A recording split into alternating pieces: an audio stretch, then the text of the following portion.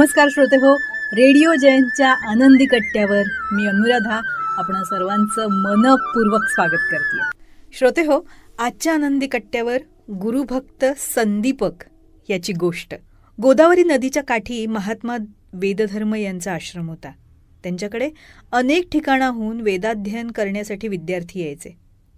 त्यांच्या या शिष्यांमध्ये संदीपक हा फार बुद्धिमान होता. तो गुरुभक्तसुद्धा होता. गुरूंची त्याच्यावर असलेली मर्जी बघून इतर शिष्य त्याचा मत्सर करायचे. ज्ञानार्जनाचं काम संपत आल्यावर वेदधर्मांनी सर्व शिष्यांना एकत्र बोलावलं आणि म्हटलं, माझ्या प्रिय शिष्यांनो, तुम्ही सारे गुरुभक्त आहात यात संशय नाही. माझ्याकडनं शक्य होतं तेवढं ज्ञानदानाचं काम मी केलंय. तथापि माझ्या पूर्वजन्मीच्या प्रारब्धामुळे आता मला कोड फुटेल, अंधत्व येईल, माझ्या शरीराला दुर्गंधी येईल. मी हा आश्रम सोडून निघून जाईल आणि हा व्याधीग्रस्त काळ मी काशीला राहून व्यतीत करणार आहे. जोपर्यंत प्रारब्ध संपत नाही तोपर्यंत माझ्या सेवेसाठी तुमच्यापैकी कोण कोण काशीला यायला तयार आहे? वेदधर्मांचं हे बोलणं ऐकून सगळ्या शिष्यांमध्ये शांतता पसरली. एवढ्यात संदीपक म्हणाला, आचार्य, मी प्रत्येक परिस्थितीत प्रत्येक ठिकाणी आपल्याबरोबर राहून आपली सेवा करायला तयार आहे.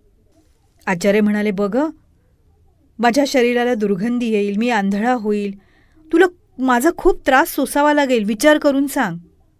संदीपक म्हणाला, गुरुदेव, माझी तयारी आहे, आपण फक्त बरोबर येण्याची अनुमती द्यावी एवढंच. दुसऱ्या दिवशी वेदधर्म संदीपकासह काशीला निघाले. काशीत मणिकर्णिका घाटाच्या उत्तरेला कंवलेश्वर इथं राहायला लागले. अल्पावधीतच त्यांची दृष्टी गेली. त्यांचा स्वभाव रागीट झाला. त्यांच्या शरीराची दुर्गंधी यायला लागली. संदीपक मात्र अहोरात्र त्यांची सेवा करत होता. त्यांना अंघोळ घालणं, त्यांच्या जखमा धुणं, औषध लावणं, कपडे धुणं, जेवू घालणं. सेवा करता करता त्याच्या सगळ्या इच्छा वासना जळून गेल्या. त्याच्या बुद्धीत प्रकाश प्रगटला. घर विच आनंद रह्या भरपूर, मनसुख स्वाद न पाया. जर मनसुख होऊन साधना कराल तर हाती काही लागणार नाही. गुरूनं सांगितलेल्या मार्गानं आचरण कराल तर भटकणार नाही. गुरुजींच्या सेवेत अनेक वर्ष लोटली.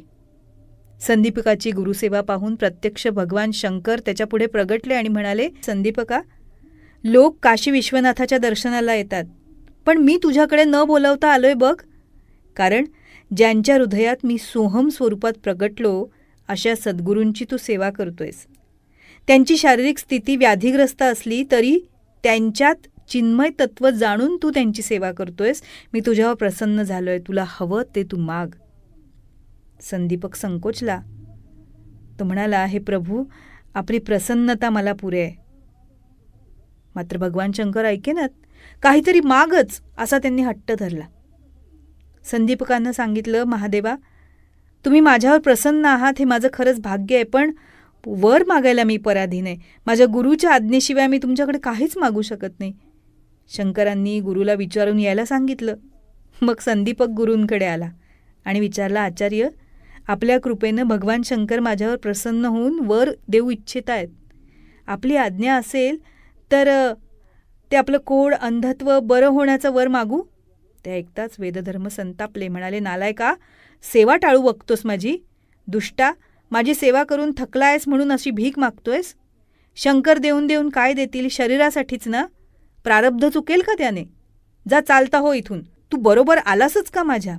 संदीपक आता धावतच भगवान शंकराकडे गेला आणि म्हणाला, महादेवा, मला काही नको. हे पाहून शंकर प्रसन्न झाले. सूचकपणे म्हणाले, काय गुरु आहेत, एवढी सेवा करणाऱ्या शिष्यावरही रागवतात? संदीपकाला गुरुला नावं ठेवलेली आवडली नाहीत. गुरु कृपा ही केवलम असं सांगून तो तिथून निघून गेला. शंकरांनी ही हकीकत विष्णूंना सांगितली. संदीपकाची सेवावृत्ती, गुरुनिष्ठा याचं कौतुक केलं. गुरुद्वारी झाडलोट करणं, भिक्षा मागणं, त्याला आंघोळ घालणं, जेवू घालणं हीच त्याची पूजा आहे. हे ऐकून आता विष्णूंनीही त्याची परीक्षा पाहायचं ठरवलं. संदीपकाला त्यांनी वर मागण्यास सांगितलं. हट्टच धरला. तेव्हा संदीपकानं विष्णूचे पाय धरले आणि म्हणाला, हे त्रिभुवनपती, गुरुकृपेनंच मला आपलं दर्शन झालंय. मला एवढाच वर द्या की गुरुचरणी माझी श्रद्धा अढळ आणि कायम राहो, त्यांची निरंतर सेवा घडो. विष्णूनं प्रसन्न होऊन त्याला वर दिला. वेदधर्मांना जेव्हा ही हकीकत कळली तेव्हा ते आनंदित झाले. त्याला हृदयाशी कवटाळीत आशीर्वाद देत म्हणाले, बाळा, खरंच तू सर्वश्रेष्ठ शिष्य आहेस. तुला सगळ्या सिद्धी प्राप्त होतील. तुझ्या चित्तात रिद्धिसिद्धी राहतील. संदीपक म्हणाला, गुरुवर, माझ्या रिद्धिसिद्धी तर आपल्या चरणापाशीच आहेत. या नश्वराच्या मोहात न टाकता आपल्या चरणसेवेचा शाश्वत आनंद मला मिळावा, एवढंच मला द्या. त्याच क्षणी वेदधर्मांचं कोड नाहीसं झालं. त्यांचं शरीर कांतिमान झालं. त्यांचा हा शिष्य त्याच्या सत्व परीक्षेत उत्तीर्ण झाला. म्हणून वेदधर्मांनी ब्रह्मविद्येचा विशाल खजिना त्याला समर्पित केला. धन्य आहे ही संदीपकाची गुरुभक्ती. श्रोतेहो, गुरु मिळणं खरोखरच ही भाग्याची गोष्ट आहे आणि गुरुकृपा आपल्यावर होणं ही त्याहून परमभाग्याची गोष्ट आहे. तेव्हा श्रोते हो, हा होता आनंदी कट्ट्यावरचा आजचा सुंदर विचार. तुम्हाला तो कसा वाटला याविषयीची तुमची कमेंट बॉक्समध्ये नक्की लिहा. आणि त्याचबरोबर रेडिओ जयंतचे दर्जेदार कार्यक्रम ऐकण्यासाठी रेडिओ जयंत लाईक करा, शेअर करा आणि सबस्क्राईब करा.